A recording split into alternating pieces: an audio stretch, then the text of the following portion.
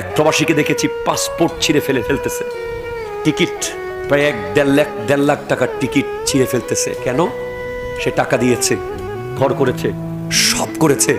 সে বড় আশা করেছিল, এই ঈদের আগে ভিডিওটা দেখেছিলাম, সে আসবে দেশে, কিন্তু তার পরিবার বলছে এখনো অনেক কাজ বাকি। প্রবাসীরা সারা জীবন কষ্ট করে টাকা কামায়, দেশে আসতে চাইলেই এত তাড়াতাড়ি কিল্লে আইতেছস, এখনো তো টাকা উঠে নাই। কত বড় লুবি, ঠিক কিনা কথা বলেন? কত বড় পাথর দিলের মানুষ তারা, যারা প্রবাসীদেরকে দেশে আসতে দেয় না। এরপর দেশে আসলে কয় এত বছর টাকা কামাইছস, টাকা নিছস কই? বিলকুল সে শ্বশুর বাড়িতে কোনো টাকাই দেয় নাই, তাকে মিথ্যা অপবাদ দেওয়া হচ্ছে, ঠিক কিনা কথা জোরে বলেন? অনেক প্রবাসী ব্রেনে স্ট্রোক করে মারা যায়।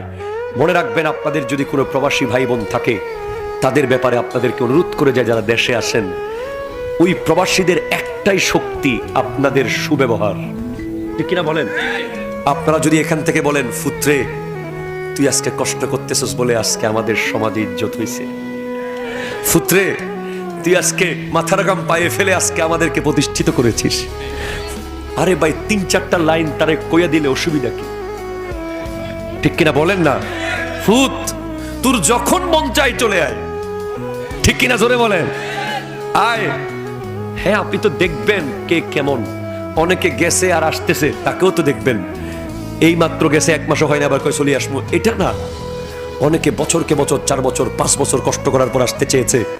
আপনি বলতেছেন এখনো তোর বোনের বিয়েটা তো হয়নি, এখনো তোর ঘরের ছাদটা দিতে পারি নাই, এখনো তোর রাস্তাটা বাকি রয়ে গেছে, এখনো তোর ছোট ভাইয়ের চাকরিটা হয় নাই। তাই বলে কি সে সেখানে দুকে দুকে মরে যাবে? না। যারা মা আছেন, যারা বাবা আছেন, সে যদি টাকা লুকিয়ে ফেলে, টাকা সব খেয়ে ফেলে, উড়িয়ে ফেলে, আপনার কিচ্ছু করার নাই, ঠিক কিনা কথা ধরে বলেন? আপনি তাকে বলেন, মিথ্যা অপবাদ তাকে দিয়েন না। এত টাকা কামা, সবাই একই রকম টাকা কামায় না। আমি চোখে দেখে দেখে বলছি, ইন্নার রিজকা লা ইয়াতলুবুল আবদা কামা ইয়াতলুবুহু আজলুহু।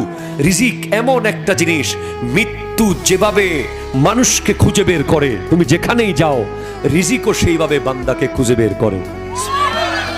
এজন্য প্রবাসীদেরকে এই কথা বলবেন না, টাকা কোথায় নিছস?